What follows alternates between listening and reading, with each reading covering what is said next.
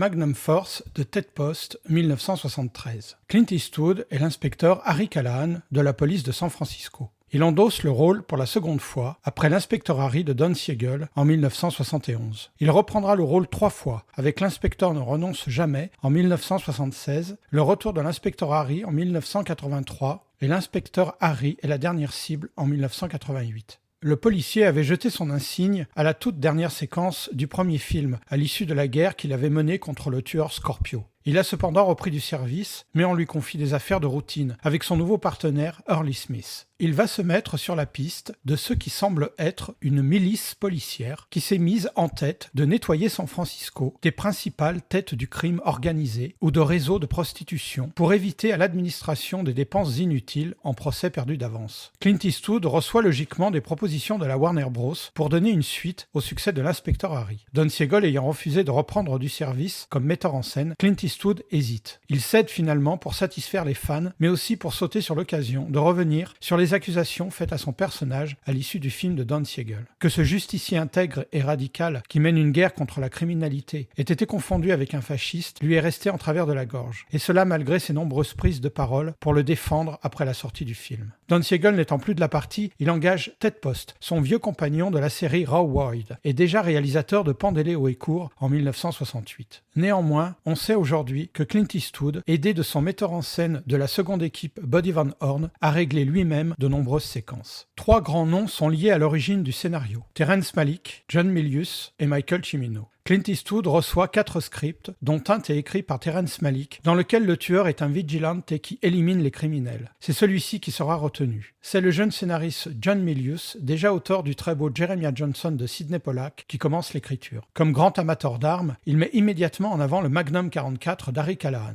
Il est dans le titre Magnum Force et dans le très beau prologue graphique du film qui s'inspire de la célèbre tirade d'Harry lorsqu'il tient en joue son suspect. Michael Cimino intervient ensuite sur l'adaptation et les dialogues. L'entente est telle avec Clint Eastwood qu'ils décident de faire leur prochain film ensemble. Ce sera Le Canard d'Or l'année suivante. Comme partenaire, il aura Hal Holbrook dans le rôle de son supérieur, le lieutenant Neil Briggs, et le tout jeune David Soul dans le rôle du policier motard. David Soul sera le détective Hutchinson, dit Hutch, dans la célèbre série policière Starsky et Hutch. On croise aussi son ami Albert Popwell en pur macro 70s. Il était l'homme blessé à terre après la fusillade de la banque dans le premier volet. Lalo Schifrin est encore derrière la magnifique partition musicale. Il propose ses premières variations autour du end title de l'inspecteur Harry qui exprime la solitude du policier. L'histoire se déroule de nouveau dans la ville de San Francisco, si chère à Clint Eastwood, ainsi qu'à Oakland, agglomération voisine près de laquelle il a grandi. Contrairement au film de 1971, on ne sait pas qui est le tueur. C'est donc une enquête plus traditionnelle que mène la police face à un adversaire qui semble mieux organisé. Le spectateur est donc motivé par la curiosité de découvrir cet ennemi invisible dont on ne voit que les jambes ou les mains, et moins par le sentiment de vengeance contre un super criminel.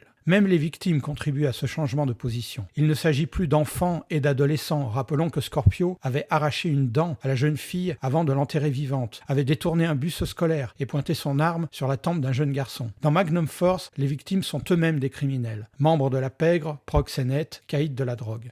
Ainsi, l'implication du spectateur est très différente, car face au tueur, il est confronté moralement à une super justice plutôt qu'à une injustice contre des cibles fragiles et innocentes. Harry Callahan fera d'ailleurs référence à l'Escadron de la mort au Brésil, une milice qui a sévi au milieu des années 60. L'histoire exprime donc aussi une réalité qui était d'actualité au moment de la sortie du film. Comme dans le premier opus, les auteurs multiplient les rebondissements et les suspens, ainsi que des morceaux de bravoure, comme le détournement de l'avion sur le San Francisco Airport ou le concours de tir de la police sur cible mouvante. Mais ce qui fait la particularité de cette séquelle, c'est la confrontation morale entre Harry Callahan qui enquête sur le type d'individu qu'il représentait lui-même dans le premier film. Il ne peut plus tolérer à son tour cette mise en avant de l'ordre au mépris de la légalité. Il répond ainsi aux attaques faites contre lui en 1971 par une séquence de justification dans laquelle on l'entendra dire « Ils éliminent des criminels, mais demain, ils tueront un homme qui n'a pas traversé dans les clous. Ce système est imparfait, dira-t-il, mais tant qu'il n'y en aura pas de meilleur, je le respecterai. » On ne peut être plus clair sur sur sa clairvoyance pour la démocratie, dont il critique les imperfections, mais tout en lui restant fidèlement attaché. Clint Eastwood laisse pour un temps sa parure de justicier au vestiaire pour se replacer du côté de sa hiérarchie et de la légalité, même si quotidiennement il se confronte à ce qu'il estime être de l'inexpérience et du laxisme bureaucratique. Il reste donc un policier qui agit et qui n'a de référence que l'expérience de la rue et la confrontation directe avec le criminel. On est aussi plus proche de sa vie privée. Il est notamment approché par sa jeune voisine asiatique, très engageante, qui aimerait passer un peu de temps avec lui. Il entretient aussi d'excellentes relations avec son adjoint. Il montre aussi ses qualités d'enquêteur et de déduction pour résoudre l'affaire, ou quand Wyatt Earp se combine avec Sherlock Holmes.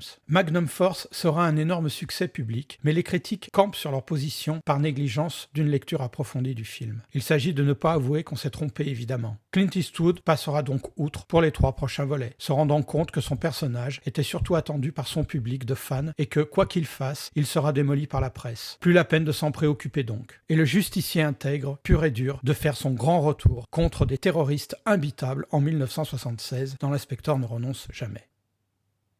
Bon film.